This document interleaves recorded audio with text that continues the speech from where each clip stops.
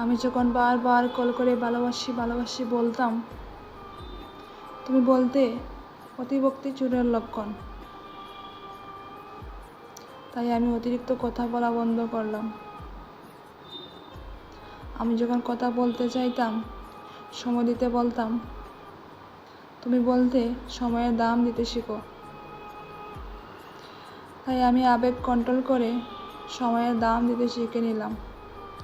আমি যখন তোমার একটা কল বা মেসেজের জন্য দীর্ঘ অপেক্ষা করতাম, তুমি বলতে বেশি আশা ভালো না। তাই আমি আশা করা ছেড়ে দিয়ে অপেক্ষা করতে ভুলে গেলাম। আমি যখন তোমাকে নিয়ে খারাপ স্বপ্ন দেখে সবার আগে ফোন করে তোমার খোঁজ নিতাম, তুমি ঠিক আছো কিনা। তুমি বলতে পাগলামিটা একটু কমাও। নিজেকে তাই সুস্থ মস্তিষ্কের মানুষ হিসাবে গড়ে তুললাম।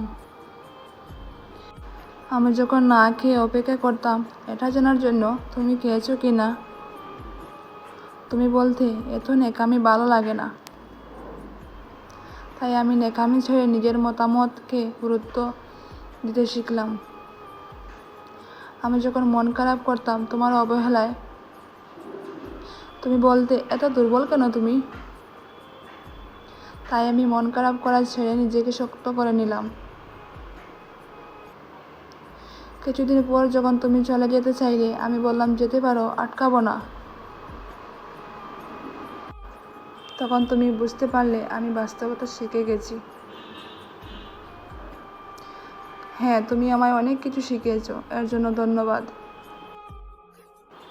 তবে তুমি হয়তো জানতে না, এই নেকামিগুলো একটা সুন্দর ভালোবাসার ইতিহাস গড়ে তোলে।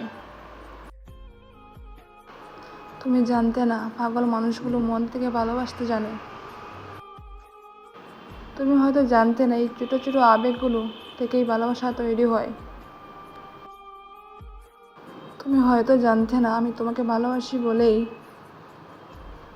আমার অতি গুরুত্বপূর্ণ সময়টুকু তোমায় দিতাম। আজ আমিও একটা জিনিস তোমায় শেখালাম, অতিরিক্ত অভিমান নিয়ে যারা হারিয়ে যায় তারা কখনো ফিরে আসে না।